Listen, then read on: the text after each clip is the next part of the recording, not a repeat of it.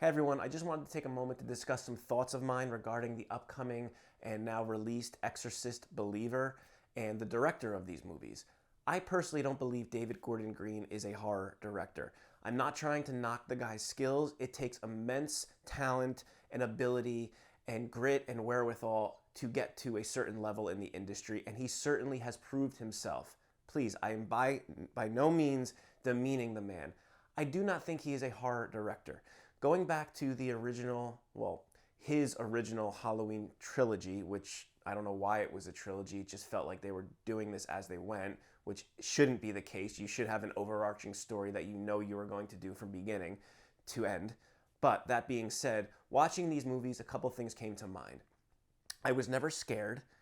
There was never any palpable tension.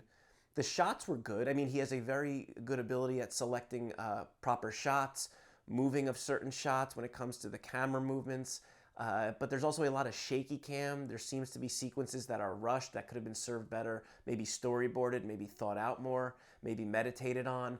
But there was never any moment where I was like, wow, this is scary. Now, I know Halloween movies aren't necessarily supposed to be scary. I mean, the original is scary, it's creepy, it's got the ultimate creep factor.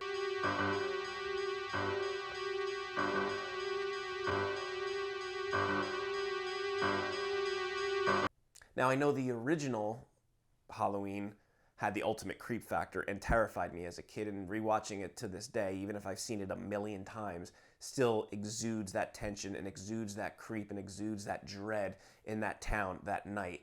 But the sequels that came after that really never hit what that original movie hit. I mean, Halloween 3 does have some interesting moments that are really creepy and really weird, but most of those films do, aside from the terrible ones.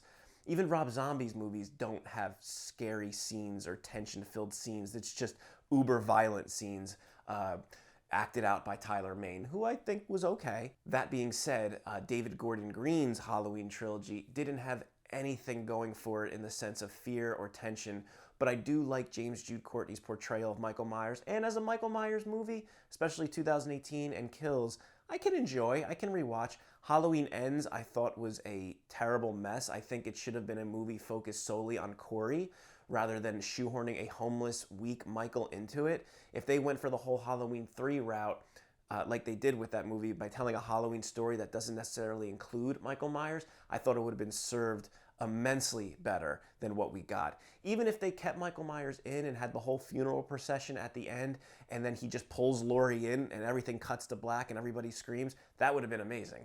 But I just thought Halloween Ends really was just kind of a mess and a mishmash of themes. You know, whatever they were going for didn't work personally for me. But as a technical side and from a director's standpoint, I don't think David Gordon Green has the ability to really make an audience feel uneasy or feel that dread, or to just be like, wow, there's something in this scene, there's something in this shot that is just extremely unsettling. Doesn't mean he doesn't select good shots, doesn't mean he's not a good director. I think some of the scripts he had used for these films, and maybe he didn't even realize it at the time, but the scripts could have been much more complex, much more richer, much more deeper. Instead, you know, I felt like they were rushed and we got what we got. I mean, in Halloween Kills, the whole evil dies tonight, Tommy and Lindsay growing up, everything felt a little bit too nostalgic heavy, a little bit too forced onto the audience to be like, hey, look at that, look at that. But at the end of the day, Halloween is a slasher franchise. As amazing and masterful as the original movie is from John Carpenter, I mean, it's John Carpenter. You really, you know, he's a masterful director, so anything that followed that was going to be subpar. And they were also going to be subpar considering we've never seen anything like Halloween before, so that movie already was new when it came out, and anything that followed would have subverted expectations, which is why they went for the Halloween 3 anthology route to do something different. But audiences hated that at the time because of the success of the original. They wanted more Michael Myers. So what did we get? We got fun, bad, half good, you know, campy sequels throughout the franchise leading up to David Gordon Green's trilogy that takes place directly after the original movie. So my point with this video is, as we go into Exorcist Believer, as I will watch this movie soon, and as I already see the early reactions, my point is, why is this person, David Gordon Green, who is an accomplished, more or less, director, taking these iconic horror franchises and then making trilogies out of them. I just can't comprehend this, especially with the lack of success regarding his Halloween trilogy. I know 2018 did really well, Kills did well, Ends kind of fell off, and that's only because of the name. So people are going to go see a Michael Myers movie, regardless of who directed it, regardless of what the plot is. They will draw numbers, they will draw audiences, and they will draw buzz. The Exorcist, on the other hand, isn't just a horror movie to me, the original. This is a drama, it's a thriller, it's a horror, but it's also a deeply complex emotional journey of a mother, her daughter, and a priest, and all their stories coinciding together, and it's beautifully written. And you also have William Friedkin, who is an amazing director from that time, who had recently passed away, God rest his soul, producing and directing and executing this masterful film and giving us not only a great horror movie, but a great movie. The Exorcist is a beautiful, dark tale of good versus evil, and it's devoutly Catholic, whether you agree with that or not. The source material, the story itself, everything has deep Catholic roots, and the authenticity and the grounding of that story really relies heavily on its roots and lore that comes from the Catholic religion, the religion of Christ, Christianity. So I haven't seen Exorcist Believer, but I've seen the trailers, I've seen the behind the scenes docs, the little pieces that they're putting out. And what I'm getting from it is they are going for a multi-religion aspect in the possession of the characters in this movie. I've grown up with a fascination of religions of all sorts, and this was an opportunity to explore possession through a variety of perspectives.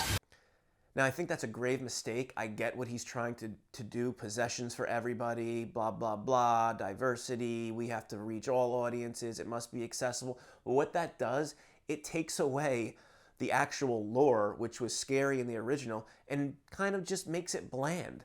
You know, it's for everybody. Oh, let's tell this story of an exorcist. It doesn't have to be a Catholic, doesn't have to be this. It can be a bunch of different things. Now, I may be completely wrong. I will watch this movie. I won't go to theaters to watch this movie because I'm trained enough mentally and visually from doing this for so many years that I can kind of see where it's going to go, and the early reactions kind of tell me this. But we shall see. I'm assuming there's a lot of horror tropes.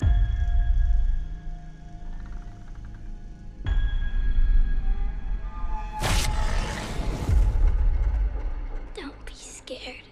I'm assuming there's a lot of Easter eggs from the original.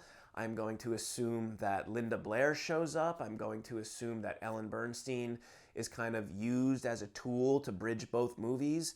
And I will go out on a limb and say it's probably not scary whatsoever.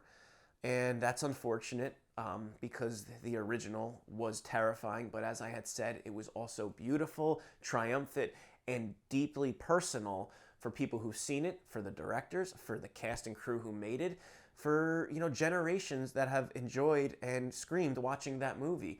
It's iconic. Ellen Bernstein's performance was iconic. What is your daughter's middle name, Mrs. McNeil?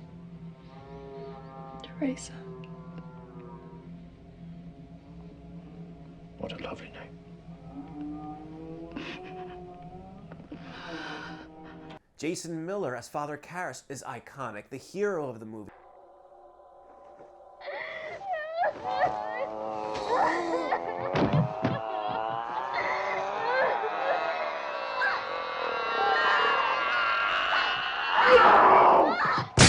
The battle of good versus evil, of redemption, of finding your faith again, and fighting for the light and defeating evil, even though the movie is horrific. In the end, good wins. And we didn't need a trilogy. Yes, Exorcist 2, The Heretic, and 3, and yada, yada, yada. But nothing, just like the Halloween trilogy, will match the original. The only reason that David Gordon Green more or less could get away with doing a Halloween trilogy is because at its core, it was a slasher. You can do a lot with slashers. You can make sequels that, aren't supposed to be as good as the original, but are still enjoyable.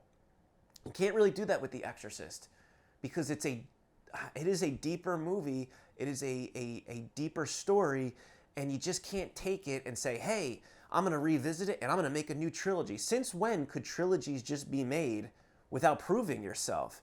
It's just the state of the industry. It's sad to me. I mean, what's next? Are they just going to go back and find something that was iconic and just do trilogy after trilogy after trilogy? David Gordon Green, yeah. You know, what are our standards here? At some point, it's going to be more diluted. I mean, we are at that point where everything feels diluted, everything feels rehashed, nothing feels original. The only hope for the industry, in my personal opinion, is that somehow directors, filmmakers, content creators get the opportunity to tell the stories they want to tell, and they're not relegated to YouTube, they're not relegated to streaming services, that they can get theatrical releases to bring audiences back to theaters for new original content that we've never seen before, but then that content, that movie, that story, that show, that character, that horror icon, whatever it may be, will take on a life of its own for generations to come and become iconic. That's the only way, in my personal opinion. Till then, we'll have to suffer through bland trilogy after trilogy, remake after remake, rehash after rehash, without any consequences. Did William Friedkin get signed on for a trilogy before he even released the original Exorcist? I don't think so. So we are in odd times for sure, friends. Thank